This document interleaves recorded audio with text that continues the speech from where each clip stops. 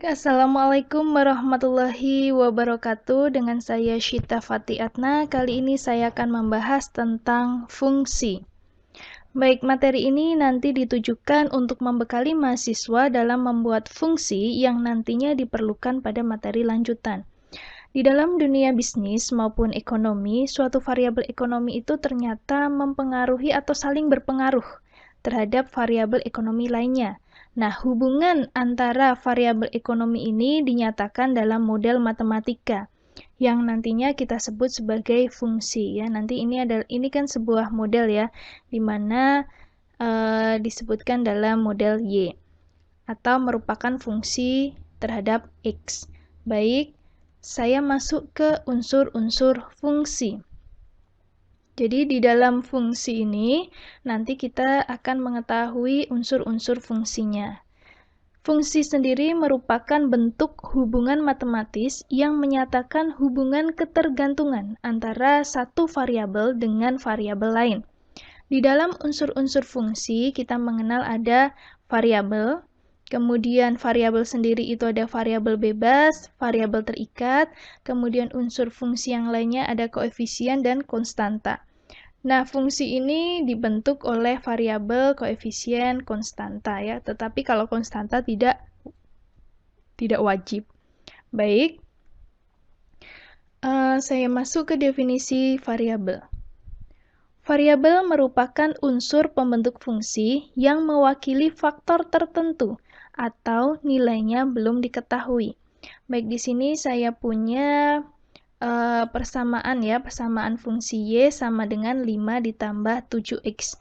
Dalam hal ini, yang mewakili faktor tertentu itu ada X dan ada Y. Baik, dan nilainya keduanya belum diketahui. Nah, kemudian di sini kita mengenal ada variabel bebas dan ada variabel terikat.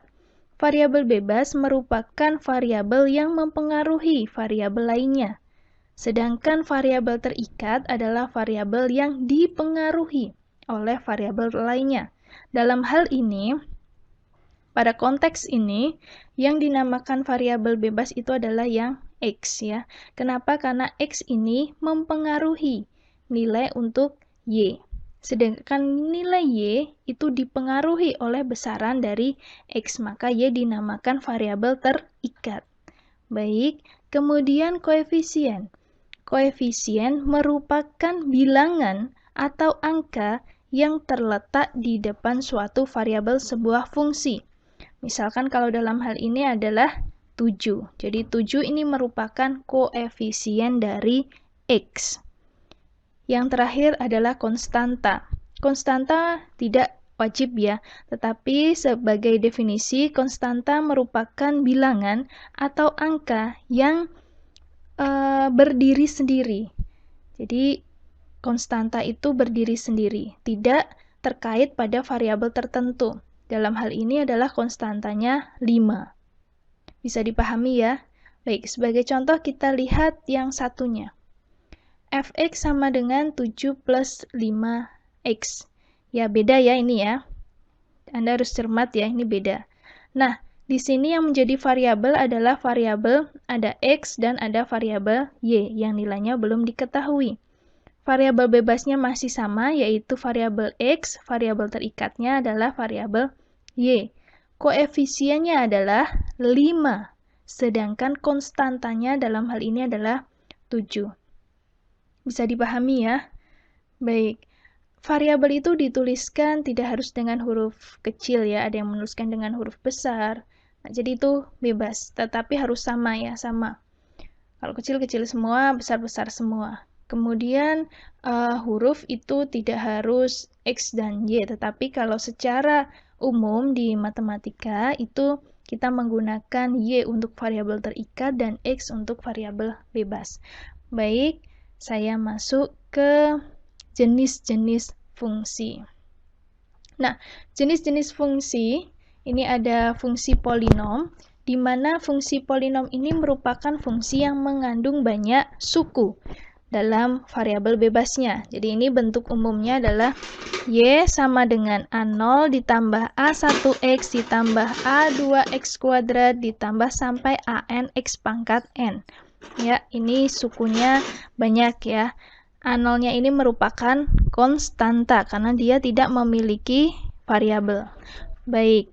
Kemudian yang kedua ada fungsi linier. Nah, fungsi linier itu merupakan fungsi polinom khusus yang pangkat tertinggi dari variabelnya adalah pangkat 1. Sehingga pangkat tertingginya adalah pangkat 1. Sehingga dalam hal ini fungsi linier itu disebut sebagai fungsi berderajat 1. Ya, kita lihat di sini pangkat tertingginya adalah pangkat 1. Pangkat 1 kan tidak ditulis ya. Baik. Kemudian ada fungsi kuadrat. Fungsi kuadrat adalah fungsi polinom yang pangkat tertinggi dari variabelnya adalah pangkat 2. Oke, contohnya seperti apa?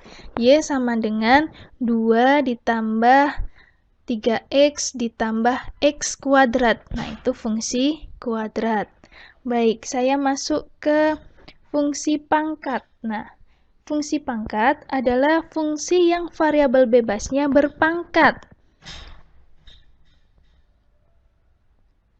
Kita lihat di situ bentuk umumnya adalah Y sama dengan X pangkat N. Misalkan Y sama dengan X pangkat 3.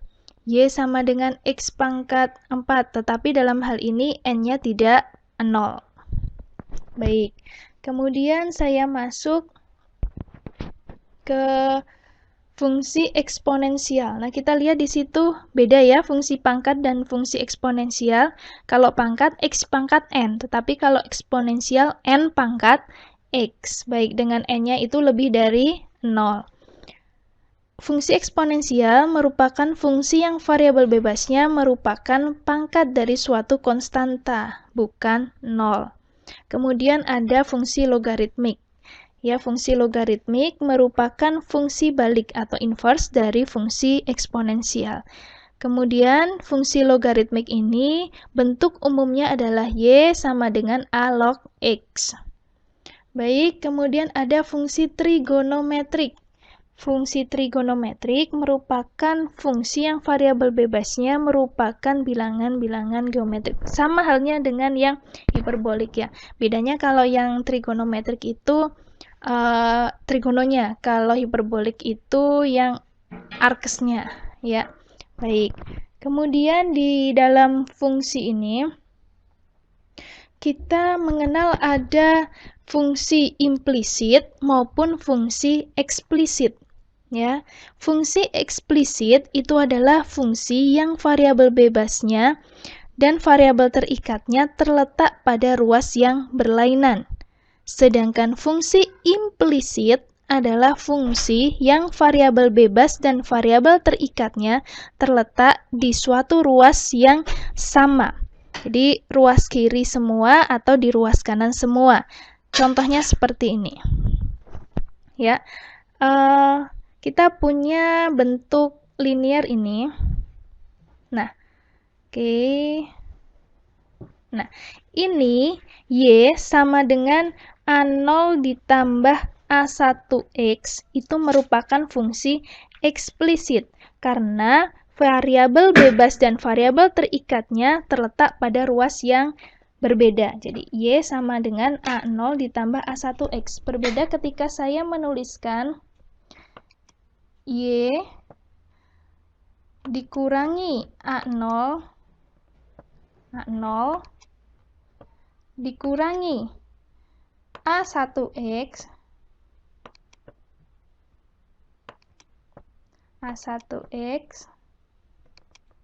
sama dengan 0.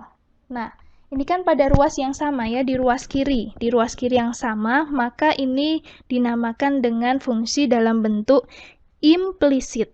Begitu. Ya, baik, Anda harus bisa ya membedakan antara fungsi eksplisit maupun fungsi implisit.